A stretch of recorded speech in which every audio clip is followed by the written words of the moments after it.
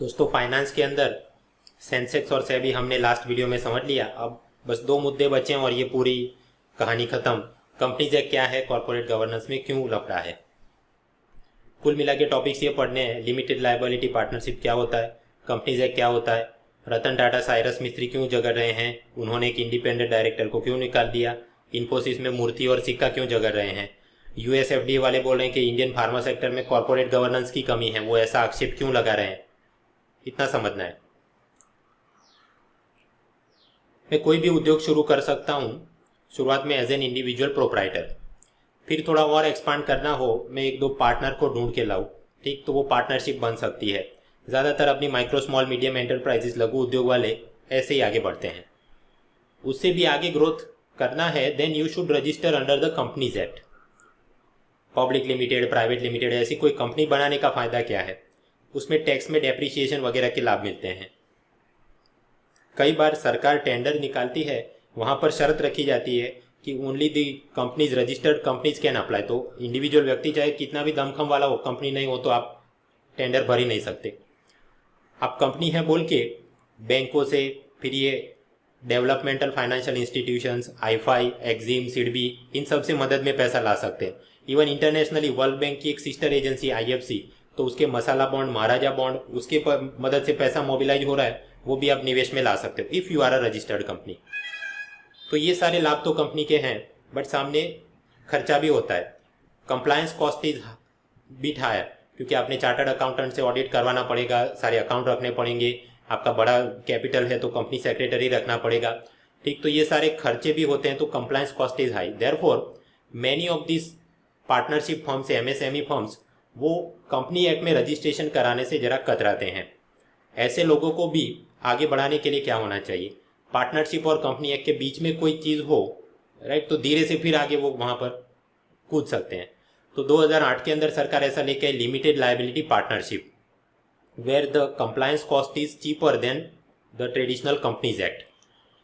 Basically limited liability का मतलब क्या, पार्टनर ने कंपनी शुरू कराने के लिए जो अपना कैपिटल दिया है, बस उसकी लायबिलिटी वहाँ तक सीमित रहेगी। इन अदर वर्ड्स, मान लीजिए कंपनी चल रही है और आपने किसी सप्लायर से माल लिया था बट आपको नुकसान हो गया, या फिर आपने जो ऑफिस ली है, फैक्ट्री ली है, उसके लैंडलॉर्ड को आप बकाया पैसा नहीं चुका पा रहे, तो वो सप्लायर, लैंडलॉर्ड, वो कोर्ट में जाके आपके खिलाफ कोई ऐसा केस नहीं कर सकता कि ये भाई साहब की पर्सनल प्रॉपर्टी भी जब्त करके हमारा पैसा दिलवाइए। ऐसा संभव नहीं है, because your individual liability is restricted only to the part of that capital you have provided to the company. अब ज़्यादा यहाँ पर ये क्यों कैसे होता है, वो चार्टर्ड अकाउंटेंट की परीक्षा हमने नहीं देनी, बस इतना समझ लिया वो पर्याप्त है। एलएलपी का कोई उदाहरण है, हाँ, वाजीराम एंड रवि, साल 2015 में उन लोगों ने एलएलपी के रूप में रजिस्टर कराया and there are total 3 designated partners. LLP समझ लिया। कंपनीज एक्ट 1956 में बना, 2013 में उसको नया कानून बना दिया। ये 2013 के कंपनी एक्ट के मुताबिक कंपनियों के प्रकार क्या क्या होते हैं। एक होता है 1 person company, then there is private limited company, जहाँ पर 2 से लेकर 200 पार्टिसिपेंट्स हो सकते हैं। भारत के अंदर ज़्यादातर रजिस्टर्ड कंपनियाँ they are private limited companies. Third is public limited company, 7 से लेके अनलिमिटेड पार्टिसिपेंट हो सकते हैं। अनलिमिटेड इसलिए मतलब मैक्सिमम तो आपने जितने शेयर इशू किए उस हिसाब से 10,000, 20,000 कुछ भी हो सकता है। और अगर ऐसे शेयर किसी स्टॉक एक्सचेंज, बीएससी, एनएससी पे बिक रहे हैं, देन यू विल से कि लिस्टेड कंपनी है, जैसे वोडाफोन इंडिया। और अगर नहीं बिक रहे देन यू वुड से कि अनलिस्टेड कंपनी है, जैसे नोकिया इंडिया। इसके अलावा नॉट फॉर प्रॉफिट कंपनी भी आप बना सकते हो, जिसको बोलते हैं सेक्शन 8 कंपनी, जैसे goods and services tax network को लागू करने के लिए कंपनी बनी, that is not for profit company.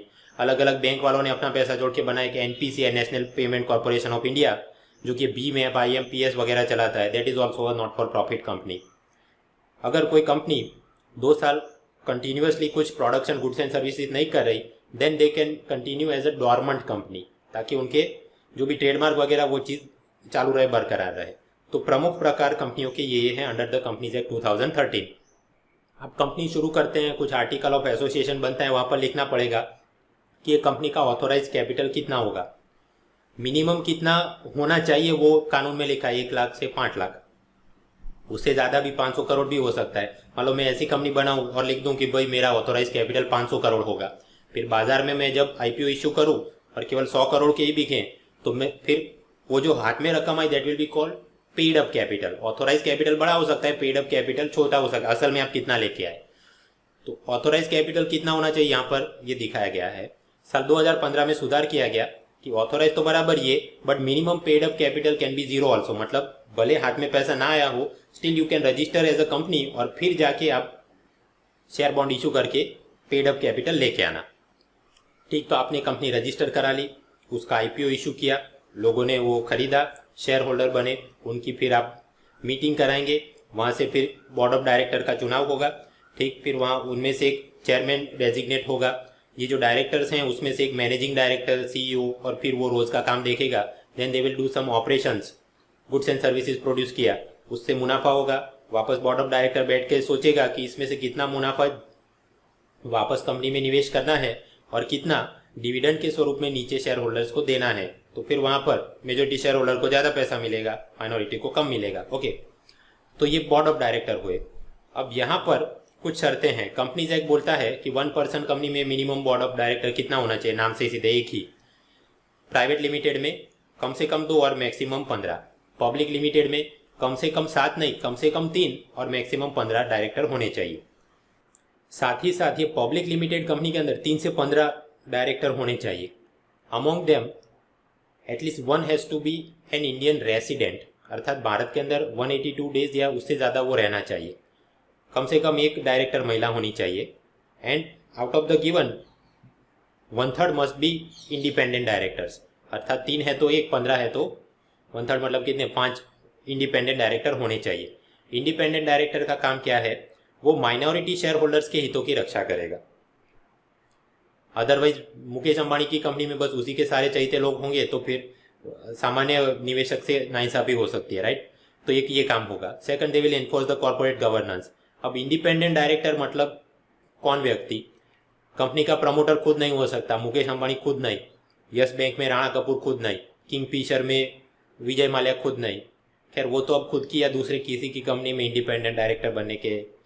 Anyways, ऐसा व्यक्ति जो कंपनी का प्रमोटर नहीं है, कहीं पर भी वो कंपनी के अंदर वो होलसेलर रिटेलर ऐसा कोई उसका पेक्यूनरी इंटरेस्ट नहीं है, बस वो डायरेक्टर के स्वरूप में सैलरी मिली उतना ही वो कंपनी के साथ संबंध है।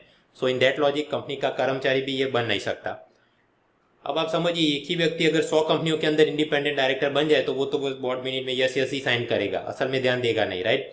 देयरफॉर ये टर्म उसके ऊपर सीलिंग, एक व्यक्ति मैक्सिमम 7 कंपनियों में इंडिपेंडेंट डायरेक्टर हो सकता है, और वहां पर भी एक ही कंपनी में सारी जिंदगी नहीं, term limit, cooling of period, ये सारा किया गया है। जैसे होता है कि भाई एक ही व्यक्ति एक ही कचहरी में सरकारी अधिकारी ने उसकी बदली होनी जरूरी है, same logic is applied here also.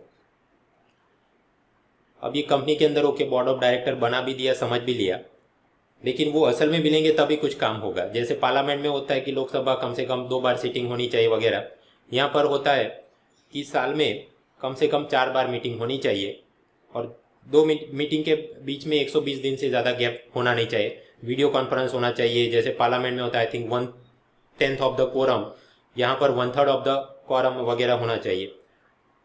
मान लीजिए रतन टाटा की कंपनी है और उसका एक इंडिपेंडेंट डायरेक्टर कश्मीर में रहता है और रतन टाटा मीटिंग बुलवाते हैं कन्याकुमारी में और मीटिंग के 1 घंटे पहले खाली फ़ोन कर भाई आ जाना रखी है, तो लेटर एंड स्पिरिट में कानून का पालन नहीं होगा। देयरफॉर मीटिंग से 7 दिनों पहले प्रायर नोटिस देना पड़ेगा कि भाई यहाँ ये समय पर ऐसा करने वाले हैं। So that is board of directors meeting. फिर शेयर होल्डर्स की एनुअल जनरल मीटिंग, तो वहाँ पर भी नियम रहते हैं कि भाई कोरम इतना होना चाहिए, व्यक्ति खुद ना आ सके तो प्रॉक्सी वोटिंग होना चाहिए, यस, इलेक्ट्रॉनिक वोटिंग की सुविधा होनी चाहिए, यस। अब ये सारे फीचर वो सीए और बीकॉम की परीक्षा के लिए डिटेल में तैयार करने चाहिए। अपने यूपीएससी में मुख्य परीक्षा या इंटरव्यू के लिए तैयार करना है, बस 2 लाइन याद रख लो कि भाई to provide better corporate governance, ये कंपनीज एक्ट 2013 में क्या बोला है, it provides for quorum, advance notings, e voting etcetera for the board of director meetings and for the share holders meeting. काम हो गया। चलिए बोर्ड ऑफ डायरेक्टर वगैरह कर रहे हैं, बट नीचे फाइनेंशियल मिसमैनेजमेंट ना हो उसके लिए क्या होना चाहिए, ऑडिट होना चाहिए। अब एक ही चार्टर्ड अकाउंटेंट 100 कंपनियों का ऑडिट कर देगा तो फिर वो तो यस यस सही लिखेगा, right. So letter and spirit में काम नहीं होगा, इसलिए एक ऑडिटर 20 कंपनियों से ज़्यादा का 1 साल के अंदर ऑडिट नहीं कर सकता। उसी प्रकार वहाँ पर भी term limit and cooling of period रहता है। फिर कंपनी के मालिक वो अपने ही डायरेक्टर या उसके रिश्तेदारों को कोई कंपनी लोन नहीं दे सकती। अगर कोई पब्लिक लिमिटेड या प्राइवेट लिमिटेड कंपनी में कैपिटल 5 करोड़ से ज़्यादा है वो कंपनी का, they have to appoint a full time company secretary. Company secretary काम क्या करता है? पार्लियामेंट सेक्रेटरी काम क्या करता है? वो लोकसभा के अंदर सुमित्रा महाजन और उनके नीचे डेस्क होती है, वहाँ पर कुछ अफसर बैठ के लिखते हैं, राइट। तो वहाँ पर उनका boss that is parliament secretary, वो क्या करता है? पार्लियामेंट के अंदर कौन से मेंबर ने क्या बोला, किस पर क्या वोटिंग हुआ, वो सारा रिकॉर्ड रखता है। सिमिलरली कंपनी सेक्रेटरी क्या करेगा? बोर्ड ऑफ डायरेक्टर की मीटिंग होगी तो वो सारे रिकॉर्ड रखे, कौन से किस व्यक्ति ने क्या बोला, क्या निर्णय लिए गए, and he will report all those things to the annual general meeting of the share holders and so forth. फिर विसल ब्लोअर का प्रोटेक्शन के लिए होना चाहिए। अगर ये कंपनी सेक्रेटरी, ऑडिटर, सीए, इसको कोई भी धांधली दिखे तो उन्होंने शेयर होल्डर्स को भी सूचित करना होगा, केंद्र सरकार को भी सूचित करना होगा। ये भी इंटरनल नियम आराम से आप नेट पे सीए बीकॉम के लिए है। अपने को याद क्या रखना है कि to ensure the better corporate governance this companies act 2013 it requires term limits on chartered accountant, tighter, auditing, reporting norms, provision for whistle blower, company secretary, etcetera etcetera. अब ये सारी कंपनियां मुनाफा करती है तो मुनाफे के ऊपर उन्होंने कॉर्पोरेट टैक्स भरना पड़ेगा, बट इसके अलावा भी उन्होंने पिछले 3 वर्षों के अंदर कितना मुनाफा हो उसका एवरेज निकालो और उसका 2% खुद से ही उन्होंने जन सेवा के लिए लगाना होगा। कॉर्पोरेट सोशल रिस्पॉन्सिबिलिटी, उसके अंतर्गत education, environment, public health, sanitation, खुद से ये लेटर से रतन टाटा काम कर सकते हैं, या फिर वो किसी एनजीओ को पैसा दे और उसके मार्फत काम करा दे, या फिर कि खुद वो सरकार को ही किसी योजना के लिए पैसा दे दे और उससे काम हो, एंड सो फॉर्थ। तो ये करना पड़ेगा। अब ये कॉर्पोरेट सोशल रिस्पॉन्सिबिलिटी किन पे लागू होती है? केवल ये बड़े प्रॉफिट वाली कंपनियां। अब किसका कितना प्रॉफिट वो अपने यूपीसीएल के लिए काम का नहीं है। ओके, तो ये सारे कंपनी एक्ट के प्रावधान है। अब उसको लागू कराना है तो you have to make some statutory bodies. Companies act 2013 के अंतर्गत 4 स्टैट्यूटरी बॉडी है। एक कंपनी लॉ ट्रिब्यूनल है, एक financial reporting authority, investors education protection fund और फ्रॉड के लिए एक पुलिस वाला है, एसएफआईओ। एक एक करके इन सभी स्टैट्यूटरी बॉडी के स्ट्रक्चर फंक्शन देख लेते हैं। सबसे पहले national company law tribunal. Cyrus मिस्त्री ने रतन टाटा के खिलाफ यहाँ पर फरियाद की, इसलिए ये चर्चा में है। काम क्या करेंगे? कंपनी के share holder, promoter, board of director आपस में इनके जो भी झगड़े हैं उसका आर्बिट्रेशन, कॉम्प्रोमाइज यहाँ पर संभव है। कोई पब्लिक लिमिटेड कंपनी उसको प्राइवेट लिमिटेड कंपनी में तब्दील करना है तो अर्थात कि वो शेयर होल्डर को पैसा देना पड़ेगा, तो वो सारी प्रक्रिया वहाँ पर आपने ये एनसीएलटी की मंजूरी लेनी पड़ेगी। उसी प्रकार कंपनी के निवेशकों को अगर कंपनी के खिलाफ, उसके प्रमोटर के खिलाफ सामूहिक फरियाद है तो वो लोग मिलकर क्लास एक्शन सूट भी फाइल कर सकते हैं और इन सभी के ऊपर ये एनसीएलटी जजमेंट देगी। उसके ऊपर आपने अपील में जाना है, then NCL-80 national company law appellate tribunal, वहाँ पर आप जा सकते हैं। कुल मिला के जुडिशियल टेक्निकल मेंबर रहते हैं ये पूरी संस्थाओं में। फिर 3 महीनों के अंदर ये एनसीएलटी ने अपने जजमेंट दे देना पड़ेगा। व्यक्ति खुद भी आ सकता है, सीए या कंपनी सेक्रेटरी आके फरियाद कर सकता है, प्रेजेंट कर सकता है, सो फॉर्थ। दूसरा है national financial reporting authority, NFRA। ये लोग कंपनियों के अकाउंटिंग स्टैंडर्ड तय करेंगे। सीए, अकाउंटेंट, उन सब ने उसको मानना पड़ेगा। अगर वो कोई गड़बड़ देखते हैं और रिपोर्ट नहीं करते वगैरह वगैरह, in that case this NFRA can stop their professional practice. 1949 में चार्टर्ड अकाउंटेंट्स के लिए एक ICAI नाम की संस्था बनी कानूनन। तो वो संस्था को फिर नाराजगी है कि भाई सीए के ऊपर तो डिसिप्लिनरी एक्शन लेने का हमको ही हक होना चाहिए, ये नई संस्था क्यों बनाए, एंड सो फॉर्थ। अब यहाँ NFRA के ऊपर भी एपेलेट अथॉरिटी है, NFRAA, एपेलेट अथॉरिटी AA। तीसरा है इन्वेस्टर एजुकेशन प्रोटेक्शन फंड। वो तो 1956 के कंपनी एक्ट में भी था। बेसिकली कंपनी जो भी इंटरेस्ट डिविडेंड में पैसा बेचती है बट निवेशक मर गया है, गायब हो गया है, तो वो सारा अनक्लेम पैसा किधर जाएगा? ये फंड में जाएगा और वहाँ नाम से सिद्ध है इन्वेस्टर के एजुकेशन प्रोटेक्शन के लिए, उसके लिए अलग अलग अवेयरनेस वगैरह काम करेंगे। ये तो पहले भी था, but under this companies act 2013 इसको भी स्टैट्यूटरी बॉडी का दर्जा मिल गया, सो इट बिकेम अथॉरिटी। और फिर वहाँ कौन लोग कैसे काम करते हैं, घर पे ये स्लाइड आराम से पढ़ लेना। साल 2003 में कॉर्पोरेट मिनिस्ट्री के अंदर एक सीरियस फ्रॉड इन्वेस्टिगेशन ऑफिस बनी और ये लोग भी पुलिसगिरी करते हैं। उन्होंने सत्यम, शारदा चिटफंड स्कैम वगैरह सॉल्व भी किए। अंडर द कंपनीज एक्ट 2013 इनको भी स्टैट्यूटरी बॉडी का दर्जा मिल गया, मतलब this is the 4th body. और उस हिसाब से उसके पावर्स बढ़ा दिए गए, डॉक्यूमेंट सर्च, सीजर, अरेस्ट वगैरह। और एक बार एसएफआईओ को केस मिल जाए फिर स्टेट पुलिस, सीबीआई, उन सब ने कोऑपरेट करना पड़ेगा, अपने डॉक्यूमेंट, विटनेस सब इनको दे देने पड़ेंगे ताकि जल्दी जल्दी उसका निपटारा हो सके। तो मित्रों, कंपनीज एक्ट 2013 के अंदर जो 4 स्टैट्यूटरी बॉडी है हमने ओवरव्यू ले लिया। आप आराम से घर पे पावर पॉइंट देख लेना कि सेलिएंट उनके स्ट्रक्चर फंक्शन फीचर क्या है। ये तो कानून खत्म हो गया, बट जो मंत्रालय है मिनिस्ट्री ऑफ कॉर्पोरेट अफेयर्स, उसकी कुछ चीज़ें तैयार करनी पड़ेंगी इंडिया ईयरबुक चैप्टर 14 से। जल्दी से देख लेते हैं ये मिनिस्ट्री ऑफ कॉर्पोरेट अफेयर्स काम क्या करता है। एक चीज़ याद रखना, insolvency and bankruptcy it is in concurrent list, मतलब केंद्र सरकार में पार्लियामेंट भी कानून बना सकती है, राज्यसभा की विधानसभा भी वो भी कानून बना सकते हैं। पार्लियामेंट का तो कानून बन गया इंसॉल्वेंसी एंड बैंकरप्सी कोड 2016 जो हम पढ़ भी चुके हैं। ये वाला कानून लागू करने का और वहीवटी काम कौन देखती है? Ministry of corporate affairs. उसी प्रकार कंपनीज एक्ट, फिर limited liability partnership act, then chartered accountant act, company secretary act and competition act. वो जो मोनोपोली के सामने लड़ने के लिए कंपटीशन कमीशन ऑफ इंडिया है, तो वो कानून वाला वहीवटी काम इनके हाथ में होता है। जैसे इंडियन पुलिस सर्विस के ऊपर होता है होम मिनिस्ट्री, फॉरेस्ट सर्विस के ऊपर environment ministry, similarly Indian corporate law service भी है, यूपीएससी मार्फत भर्ती होती है, तो उसके ऊपर उनकी एडमिनिस्ट्रेटिव मशीनरी क्या है? Ministry of corporate affairs. ये जो अनक्लेम डिविडेंड का पैसा होता है वो सारा इनके इन्वेस्टर एजुकेशन प्रोटेक्शन फंड, उसका वहीवट भी ये लोग के हाथ में होता है। कंपनी एक्ट को लागू करने के लिए, सारे कंप्लायंस मॉनिटर करने के लिए इन लोगों ने एक पोर्टल भी बनवा दिया MCA-21, ministry of corporate affairs -21। ये गवर्नेंस का लाभ क्या है?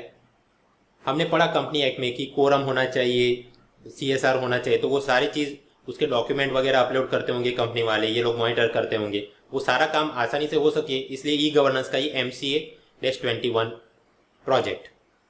याद ऐसे रखना कि डिपार्टमेंट ऑफ पोस्ट को एकदम कॉर्पोरेट स्टाइल में चलाने के लिए हुआ प्रोजेक्ट एरो।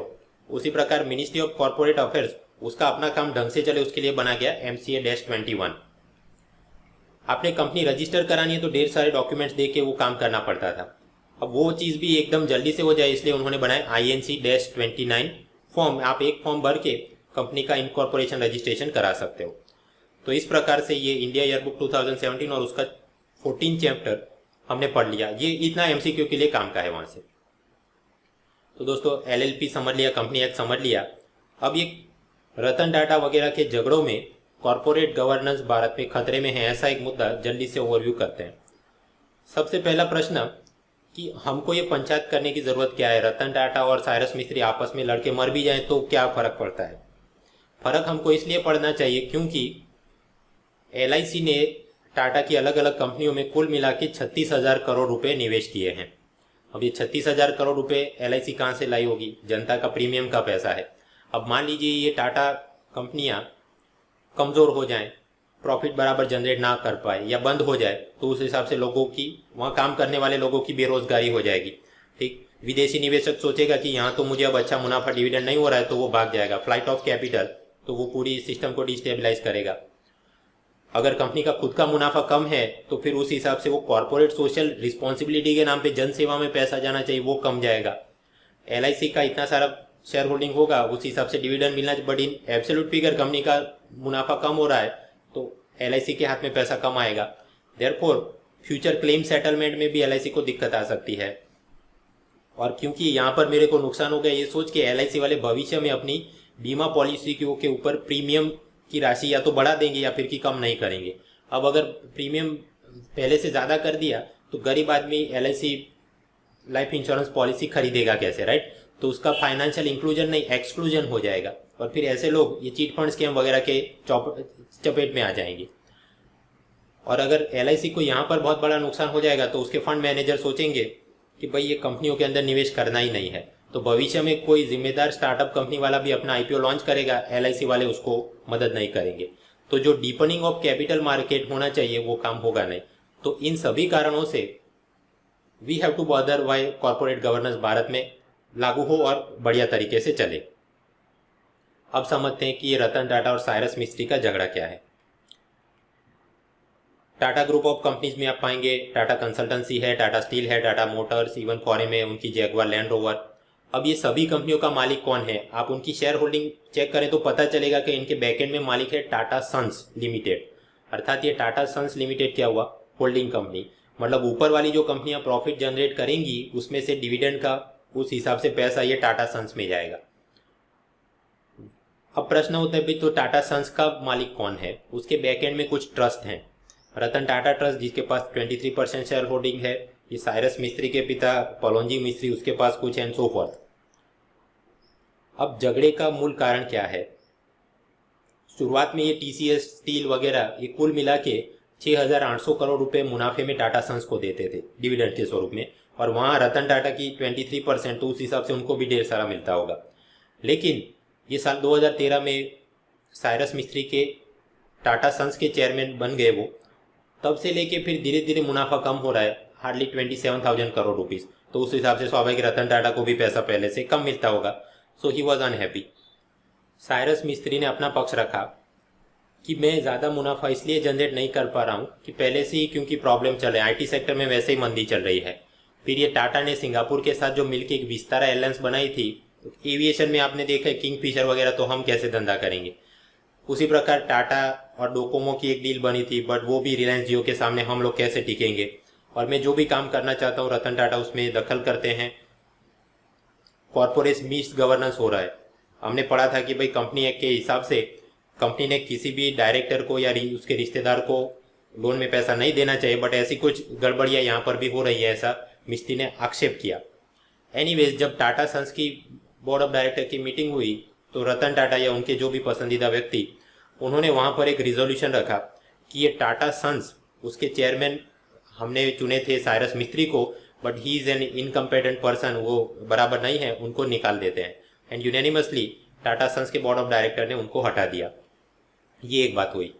अब यहाँ से तो हटा दिया, बट ऊपर जो कंपनियाँ थी सब्सिडियरी कंपनी, ये Tata Motors and Tata steel and so forth, वहाँ पर साइरस मिस्त्री के फादर पलोंजी मिस्त्री, उनकी अपनी अलग से शेयर होल्डिंग थी और उन्होंने उस हिसाब से डायरेक्टर के रूप में ही साइरस मिस्त्री को बिठाया था। बट रतन टाटा ने वहाँ से भी धीरे धीरे करके उस हर एक बोर्ड ऑफ डायरेक्टर में अपने आदमियों को बोला होगा कि इसको निकलवाओ, तो वहाँ से निकलवाना शुरू किया। ऐसी एक सब्सिडरी कंपनी है टाटा स्टील्स। अब वहाँ पर भी साइरस मिस्त्री को हटाने का प्रयत्न किया गया, तो एक इंडिपेंडेंट डायरेक्टर थे नुस्ली वाडिया, या तो उन्होंने उसका विरोध किया या फिर कि साइरस की मदद की, वॉटेवर। तो रतन टाटा ने अपने आदमियों को बोल के नुस्ली वाडिया को ही उस कंपनी के इंडिपेंडेंट डायरेक्टर से हटवा दिया कि आप कंपनी के हितों की रक्षा नहीं कर रहे हैं, XYZ। फिर नुस्ली वाडिया ने रतन टाटा के सामने बदनक्षी का करीब आई थिंक 6,000 करोड़ का दावा किया एंड सो फॉर्थ। इन सबके खिलाफ साइरस मिस्त्री ने ये कंपनीज एक्ट, उसके अंदर स्टैट्यूटरी बॉडी है नेशनल कंपनी लॉ ट्रिब्यूनल, वहाँ पर एक फरियाद करी। क्योंकि हमने देखा कि बोर्ड ऑफ डायरेक्टर, प्रमोटर वगैरह के झगड़े हो तो उसका निपटारा ये लोग ही कर सकते हैं। मिस्त्री ने अपनी फरियाद में कहा कि भाई टाटा सन्स का हाल का बोर्ड है, वो हितों की रक्षा नहीं कर रहा है, गलत काम कर रहा है, उसको निकाल दीजिए। कोई रिटायर्ड सुप्रीम कोर्ट जज को ये टाटा सन्स का नॉन एग्जीक्यूटिव चेयरमैन बना दीजिए, और मुझे जो टाटा की सब्सिडियरी कंपनी से भी निकलवा जा रहा है वो गलत हो रहा है, तो उसको आप स्टे ऑर्डर दीजिए, सो फॉर्थ। लेकिन अप्रैल 2017 में NCLT वालों ने ये पूरी चीज़ को खारिज कर दिया। रतन टाटा साइरस मिस्त्री का झगड़ा समझ लिया। अब ये नारायण मूर्ति, इन्फोसिस के फाउंडर, और इन्फोसिस के हाल के CEO विशाल सिक्का के आपस में क्या झगड़ा है। इन्फोसिस के पास टोटल 5 बिलियन से ज़्यादा cash reserve companies retain earning है। मूर्ति चाहते हैं कि उससे शेयर बायबैक किया जाए। शेयर बायबैक का लाभ मैं आपको पहले पढ़ा चुका हूँ कि ऐसा करने से प्रमोटर की शेयर होल्डिंग पहले से बढ़ जाती है, मतलब भविष्य में अच्छा डिविडेंड आ सके सो फॉर्थ। बट ये विशाल सिक्का ऐसा कर नहीं रहे। देन इन्फोसिस का कॉल सेंटर बिजनेस में बराबर प्रॉफिट हो नहीं रहा, उस हिसाब से वहाँ के अधिकारियों की पगार धीरे धीरे कम कर दिए गए, कुछ लोगों को नौकरी से निकाल दिया गया। तो मूर्ति कह रहे कि ऐसा क्यों हो रहा है, और उसके सामने कि वहाँ आप नौकरी से लोगों को निकाल रहे तो अपना खुद का पगार विशाल सिक्का ने फिर भी $11 मिलियन करवा दिया। तो ये सब गलत हो रहा है। मैं तो अपने ज़माने में इकोनॉमी क्लास में मुसाफरी करता था, आप तो सिर्फ कॉर्पोरेट जेट में घूम रहे हो, और ये वो सारी बातें। ये इन्फोसिस ने पनामा या कहीं की एक कंपनी को एक्वायर किया। अब उस वक्त वो कंपनी खरीदने के लिए जितने पैसे देने चाहिए थे उससे ज़्यादा पैसे वैल्यूएशन बढ़ा करके दे दिए। चीफ फाइनेंशियल ऑफिसर ने कुछ उस पर ऐतराज़ जताया था, आगे चल के वो खुद निकल गया या उसको विशाल सिक्का ने प्रेशर डाल के निकलवा दिया, और फिर वो जाके विसल ब्लोइंग ना करे इसलिए उसे 17 करोड़ रुपए सीवियरेंस पे के नाम पे दिए गए। ऐसा कुछ जर्नलिस्ट ने लंबा चौड़ा लिखा है। मतलब कि मूर्ति को ये लग रहा है कि भाई ये कुछ गड़बड़ यहाँ पर पूरी हो रही है, इसको रोकने की आवश्यकता है। विशाल सिक्का का काउंटर ये है कि मैंने जो भी काम किया है वो बोर्ड ऑफ डायरेक्टर के अप्रूवल से किया है। अब आप रिटायर्ड हो गए हैं तो फिर घर बैठ के भगवान का नाम लीजिए, बेफिजूल के प्रेस स्टेटमेंट दे के मेरा और कंपनी का नाम आप क्यों खराब कर रहे हैं। अभी इन्फोसिस के अंदर एक इंडिपेंडेंट डायरेक्टर है किरण मजमूदार शो, जो कि बायोकॉन कंपनी की मालिक हैं। उन्होंने ये बोला है कि कॉर्पोरेट गवर्नेंस का इन्फोसिस में कोई ब्रेकडाउन नहीं हुआ है। US food and drug administration बोल रहा है कि भारत के फार्मा सेक्टर में कॉर्पोरेट गवर्नेंस की कमी है। अब ये मुद्दा क्या है, कोई भी दवाई बनानी है तो पहले आप क्लिनिकल ट्रायल करेंगे, फिर उसका जब मैन्युफैक्चरिंग स्टेज आएगा तो पूरा स्टरिलाइजेशन होना चाहिए वगैरह वगैरह। Good management practices you have to follow. लेकिन भारत के अंदर फार्मा कंपनियों के मालिक, उसके प्रमोटर, बोर्ड ऑफ डायरेक्टर, वो सीईओ के ऊपर प्रेशर डालते हैं कि इतना ज़्यादा मुनाफा हमको तो होना ही चाहिए। उस हिसाब से CEO impractically large production target staff के ऊपर रख देता है। परिणाम स्वरूप जल्दबाजी में बराबर काम करते नहीं। जब यूएस एफडीए की इंस्पेक्टर आते हैं तो फिर वो दवाई की कोई प्योरिटी, पोटेंसी की एकदम गुड मैनेजमेंट प्रैक्टिसेस फॉलो करके ये हमने उत्पादन किया है, कुछ भी साबित कर नहीं पाते। अल्टीमेटली यूएस एफडीए वाले भारत की कंपनियों की दवाइयाँ वहाँ पर बैन कर देते हैं। और उनको तो ऐसा करने में बहुत मज़ा आता है, क्योंकि अपनी जेनेरिक ड्रग्स अगर बैन कर दी तो फिर ये नोवार्टिस और फाइजर वगैरह जो एमएनसी कंपनी है उनकी पेटेंटेड ड्रग वो ढेर सारा माल कमा सकते हैं, right. May be US FDA वालों को वो रिश्वत भी देते हैं, what.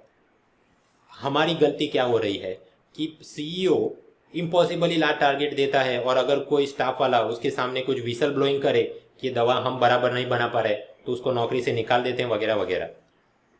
So this is the problem. अब यूएस एफडीए वाले कोर्ट जजमेंट में पार्क डॉक्ट्रिन लेके आए। पार्क डॉक्ट्रिन का मतलब ये है, मान लीजिए कोई दवा बराबर नहीं बनी और कोई आदमी मर गया है वॉटेवर, तब कंपनी का सीईओ ऐसा नहीं बोल सकता कि मुझे तो पता नहीं, वो तो स्टाफ वाले ने कोई दूसरा केमिकल डाल दिया, मैंने तो कहीं खबर न थी। ऐसा he can not pretend he did not know. उसको भी जेल और पूरी सजा हो सकती है। अब ये पार्क डॉक्ट्रिन ऐसा, इसका क्या प्रीलिम के लिए काम का नहीं, पर आपने देखा होगा कि मुख्य परीक्षा पेपर 2 वहाँ पर यूपीएससी को आजकल चस्का लगा है कि पॉलिटी और इंटरनेशनल रिलेशन के नाम पे कोई भी उल जुलूल कोई ट्रीटी और जजमेंट पूछ लेते हैं। तो ये हमने समझ, पार्क डॉक्ट्रिन क्या है कि फार्मा सीईओ ऐसा नहीं बोल सकता कि कोई गड़बड़ तो मुझे मालूम नहीं था, उसको पता था कि नहीं था, उसको जेल हो सकती है। तो मित्रों, मुख्य परीक्षा में या निबंध में कुछ पूछा जाए कॉर्पोरेट गवर्नेंस, व्याख्या क्या है। Corporate governance it is the way of directing a company ताकि सभी स्टेक होल्डर्स के हितों की रक्षा हो। शेयर होल्डर ने स्टेक होल्डर मतलब वहाँ कंपनी के सप्लायर भी हो सकते हैं, राइट, रिटेलर भी हो सकते हैं, कंपनी के एम्प्लॉय भी हो सकते हैं, इवन कंपनी जहाँ उत्पादन कर रही है आजू बाजू में रहने वाले लोग प्रदूषण से मर रहे हैं, ये सारे लोग स्टेक होल्डर्स हैं, उन सभी के हितों की रक्षा करनी है। And to ensure legal and regulatory compliance, जैसे रामलिंगा राजू अपनी अकाउंट बुक्स मैनिपुलेट करके सत्यम का बड़ा मुनाफा दिखा रहे थे और वो खेल कर रहे थे, तो वो काम बंद करवाना पड़ेगा। टेक्निकल कंप्लायंस, जैसे फार्मास्यूटिकल कंपनियों के अंदर सारे good management practices, clinical trial follow करने चाहिए, वो काम करवाना पड़ेगा।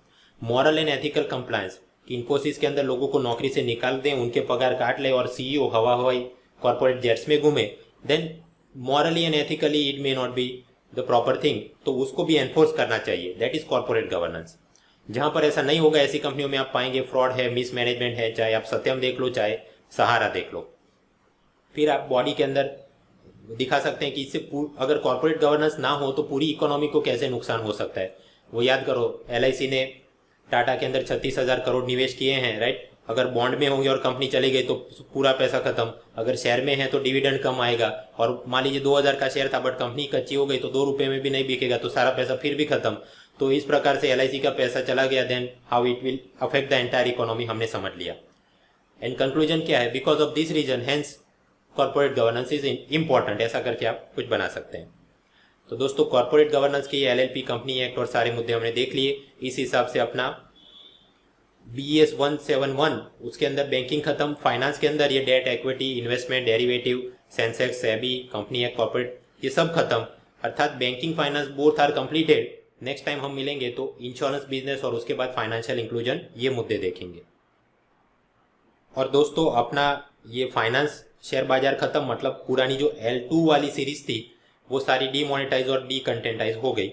ये जो मैंने आपको नया पढ़ाया, mrunal.org/PowerPoint पर आप जाइए, वो वेब पेज पे आपको मिल ही जाएगा ये आज का पावर पॉइंट। वहाँ पर लिखा है ये latest budget economic survey BS 17 series, वो लिंक पे आप क्लिक करेंगे, it will take you to a MediaFire page जहाँ पर सारे पावर पॉइंट उपलब्ध हैं।